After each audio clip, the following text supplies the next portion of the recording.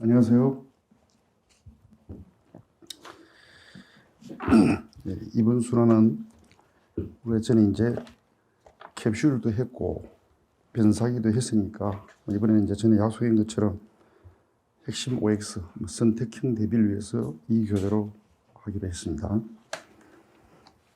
근데 이제 횟수가 8회인데 양이 좀 많기 때문에 모든 문제를 다 풀 수는 없을 것 같습니다.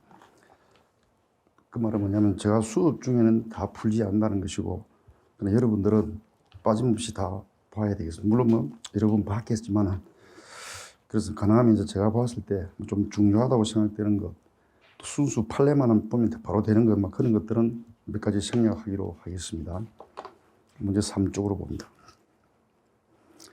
우선 3쪽이 이제 재형법정주의. 1번 문제가 이제 사상적 배경. 그래서 결국 이제 권력 분립, 몽테스키하고 포여바 심리 강제설, 그다음에 이제 백가래의 재형 균형, 뭐 이런 것 이외에도 여러 가지 이제 있습니다만은 그냥 대표적인 게 바로 몽테스키와 포여바 두 사람의 견해를 든다, 그죠? 일단 맞습니다. 그다음 2번은 재형법주의 내용 중 첫 번째가 법률주의. 따라서 법 제정 당국이 형식적인 법 제정 절차를 거쳐서 제정한 법, 이른바 재정법이죠. 재정법만이 범죄의 형벌을 창설할 수 있는데 오늘날 재정법의 한계 때문에 하위법도 재정법의 위임이 있으면 위임위법을 허용합니다. 그래서 이번 문제는 위임위법이 허용되는 한계로서 첫째가 형사처벌에 관한 위임위법은 특히 긴급한 필요가 있거나 미리 법률로서 자세히 정할 수 없는 부득이한 사정이 있을 때, 이럴 때 이제 위임하는 법률, 즉 모법이죠. 모법이 처벌 대상의 행위가 어떤 것이냐, 이걸 일반인이 예측할 수 있을 정도로 정하고, 그다음 형벌의 점에서도 어떤 형벌을 어느 범위에서 정할 것이냐, 이걸 명확히 규정하는 범위, 그 범위에서만 비로소 위임위법이 허용됩니다. 그래서 이번은 부득이 법률로서 정할 수 없는 부득이한 사정이 있을 때 이때 비로소 위임위법을 허용한다, 그죠? 맞습니다. 그럼 이제 이렇게 그죠? 모법의 위임이 있으면 하위법은 범죄 형벌을 창설할 수 있는데, 이 하위법은 대체로 이제 명령, 대표적인 규칙, 뭐 이 외에도 지방자치단체 조례, 이것도 얼마든지 포함됩니다. 포함되지만은 구지방자치단체법은 조례로 형벌을 규정할 수 있도록 했다가 최근에 법이 개정되면서 조례로는 형벌을 규정할 수 없도록 법이 개정됐습니다. 그 지금 문제 4번이죠. 헌법이 지방자치단체는 법령의 범위 안에서 자치에 관한 규정을 제정할 수 있다. 따라서 얼마든지 지방자치단체 조례를 통해서도 범죄 형벌을 창설할 수는 있습니다. 있는데 다만 최근 지방자치단체법이 개정되면서 조례를 통해서 형벌, 이걸 규정할 수 없도록 이렇게 이제 법이 바뀌어버렸습니다. 바뀌어버리기 때문에 이제는 더 이상 지방자치단체 조례를 통해서는 형벌을 제정할 수 없게 됐습니다. 그래서 4번은 둘째 줄에 지방자치단체도 법령의 범위 안에서 그 사무에 관하여 조례를 제정하는 경우에 법령에 위반되지 않는 범위에서 벌금형을 정할 수 있다. 이제는 범할 수 없게 됐죠. 그래서 이제 4번은 지방자치단체법의 개정으로 틀리게 됐죠. X가 되겠습니다. 얘는 이제 문제 오해함의 관습형법이니까 잘 아시고, 6번 이제 소급 금지 원칙이죠. 행위 시의 법률 없으면 범죄 없고 형벌 없다.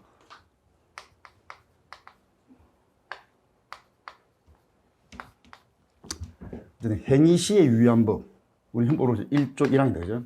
행위시법주의. 이게 이제 소급 금지 원칙의 근거 규정이 되겠습니다만은, 그 6번 소급 금지 원칙의 취지는 국민의 형벌 규범에 대한 예측 가능성, 그 다음에 일반 국민에 대한 법에 대한 신뢰 보호 뿐 아니라 뭐 책임주의라든가 여러 가지가 이제 소급 금지 원칙의 인정 근거들이죠. 6번은 맞죠. 왜냐하면 소급에서 행위 시에 없던 법을 나중에 재판 시에 법을 제정하여 처벌하게 되면 국민의 예측 가능성을 담보할 수 없고 법에 대한 우리 일반 국민의 신뢰를 보호해 줄 수가 없습니다. 뿐만 아니라 책임주의는 책임이 있어야 되고, 이때 책임이라는 것은 위법성 인식이 있어야죠. 위법성 인식이니까 행위 시에 자기 행위가 금지되는 줄 알고 범죄를 범해야 비로소 책임을 인정할 수 있습니다. 행위시 법이 없다는 것은 당연히 책임의식상 비난 가능, 위법성 인식이 없음에도 처벌하는 것이기 때문에 책임주의에 반할 우려도 있죠. 바로 이런 때문에 소급금지 원칙이 타당합니다. 6번은 타당하죠. 문제 7번. 포괄일죄로 평가되는, 이것은 이제 이 말이겠죠. 중간에 법이 개정되고 개정 전부터 쭉 처벌하고 있습니다. 개정되면 이게 이제 포괄일죄일 때 먼저 결정이 되는 것이 뭐냐면 개정된 신법을 적용할 거냐, 구법을 적용할 거냐, 이걸 결정해야 됩니다. 그런데 나중에 보는 것처럼 일주일랑 행위시법이나 포괄일죄는 포괄일죄를 구성하는 최종의 실행행위, 이게 유효한 법, 따라서 구법이 아닌 신법이죠. 그래서 이것은 형의 경중을 비교할 필요 없이 무조건 신법을 적용합니다. 신법을 적용하는데 문제는 이 신법이 소급이 금지됩니다. 소급이 금지되니까 따라서 신법을 개정하면서 형이 바뀌었을 때, 그래서 이제 7번은 포괄일죄로 평가하는 뇌물수수행위가 상당 기간에 걸쳐 이루어졌는데 그 중간 시점에 법이 개정되면서 수뢰액의 2배 이상, 5배 이하 벌금을 병과하도록 새로 법이 신설됐습니다. 그러더라도 이제 적용될 법은 구법이 아닌 신법을 적용합니다. 그럼 신법을 적용하니까 당연히 2배 이상, 5배 이하 벌금액을 병과해야 된다. 병과하는데 다만 법이 개정되기 전, 즉 병과 규정이 신설되기 전 수리한 액수, 이것까지 요 배액 산정에 집어넣으면 이게 소급금이 돼. 소급 적용되기 때문에 요건 안 된단 말이죠. 그래서 신법을 정의하되 신법이 시행된 이후에 수리한 액수, 요 액수의 곱하기 2 이상 곱하기 5, 이렇게 해야만 적용할 법의 선택에서는 신법, 소급이 금지되니까 그 법 신설되기 전 행위는 소급에서 적용할 수 없다. 이렇게 되겠죠. 그래서 둘째 줄에 벌금형 산정 기준이 되는 수뢰액은 위 규정이 신설된 이후에 수수한 금액에 한정되고 신설 이전의 수수한 금액까지 벌금액 산정 기준으로 집어넣으면 소급 금지 원칙에 반한다. 맞습니다. 문제 8번. 1억 원 이상의 벌금액을 선고하는 경우 노역장 유치기한의 상한을 이제 피고인의 불리한 쪽으로 법을 개정했습니다.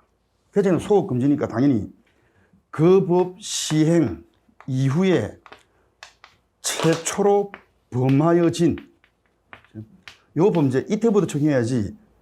그 범죄는 시행 전에 이미 범해졌는데 시행 이후에 비로소 공소가 제기됐다.